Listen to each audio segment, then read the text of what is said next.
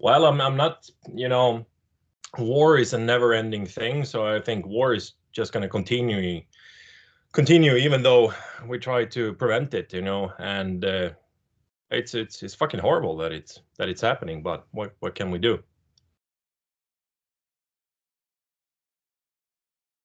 Well, we felt when we did the previous album, The Great War, we put so much effort into that album and that tour, and it got cut short, from COVID. So we felt, that whole thing just got pushed aside. So nobody will remember. We couldn't tour it or anything like that, and we weren't ready to just drop it.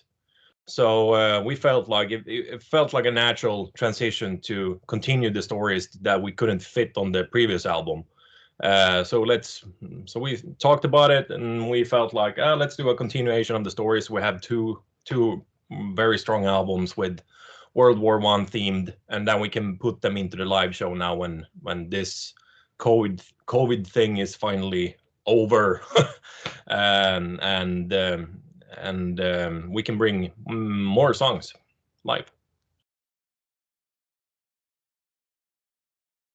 No, it's a separate thing. It's not like part one and part two. It's not a full length album that goes from the stories that we go, dates and dates and dates. So it's not like that. It's a standalone CD. Even though we have the first song is the Sarajevo, and then the last one is Versailles. So that might actually feel like it's what do you call it? Red line between all the songs, but it's not.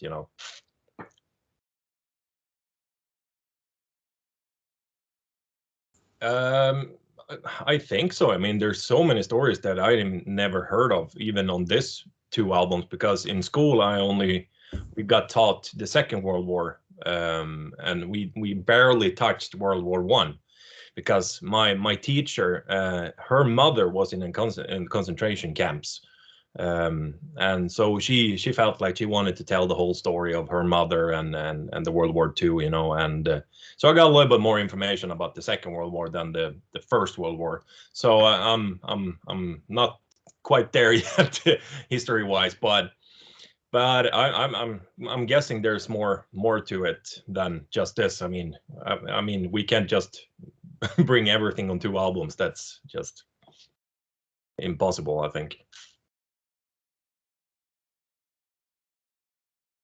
No, actually, I mean, it's Per and Joachim that writes all the lyrics because they're the history buffs of the band. I just focus on writing music because I mean they read so many books. They've done it for so many years. They are very interested in history, and I mean, when we go to bed at night in the bus on tour, I mean, I hear something from Joachim's bunk, and it's a documentary about the First World War. So they are always there. They want to read. They get information from fans and stuff. So I've been asked, like, why don't you write lyrics? Sure, I can write lyrics, but it's gonna end up being about drinking beer and killing dragons, probably, which probably wouldn't fit SABATON. So I think it's better that those two are writing the lyrics.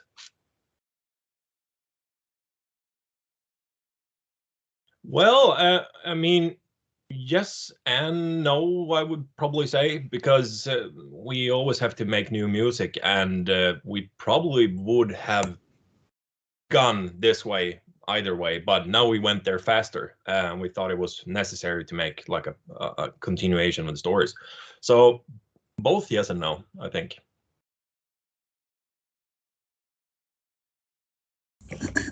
Well, usually we don't have that much time to write songs. We have a month or something like that. We sit down and then we talk about it, and I have a song, or Joachim has a bunch of songs, or Tommy comes in, or Hannes comes in.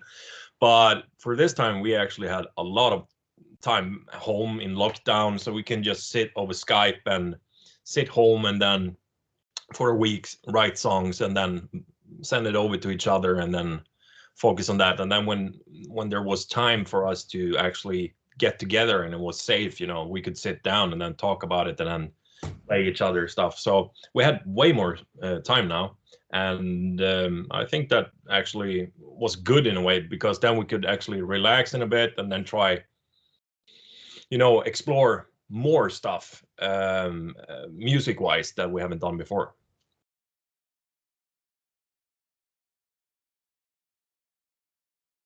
It's funny in a way because 80s is coming back so hard, you know. So it's, I mean, we love 80s music, you know, Ozzy Osbourne and everything like that, Iron Maiden, you know, and Judas Priest, for example, as well. And they had some disco influences as well back in the days, and it's just fun to play around and try to make the song, you know, fit the song and the topics and everything so well, you know, and sometimes stuff like that ends up, you know, disco drums and stuff like that, just to make the song pop even more, to get people's attention, you know, and it felt kind of nice to do that, you know.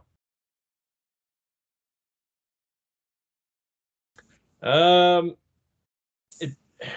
it's mixed, you know. From time to time, it goes from that song and then it goes to this song and then next song. You know, it's hard to choose. But I would probably say Dreadnought is one of them, because it's such a heavy riff, and Joachim's vocal lines on that one really sticks out. You know, he starts exploring with this voice that he's never done before, and it's amazing guitar solo by Tommy as well, and it just has this very dark, moody theme of the whole song, and I think it's going to be a fan favorite for live purpose. It's going to be nice to play that live and headbang to. No, that was something Per came up with, and we heard something about something was brewing, you know, and then we had the album presentation in Belgium, and Per said, we have something very nice to show you at the end of the night, and we were like, okay, us in the band didn't even know. So we sat down and we knew it was a movie or something, but not the extent of what was shown, you know. And it's animated series of all the songs on the album, so you get an in-depth what happened, you know, and so you get more into the stories.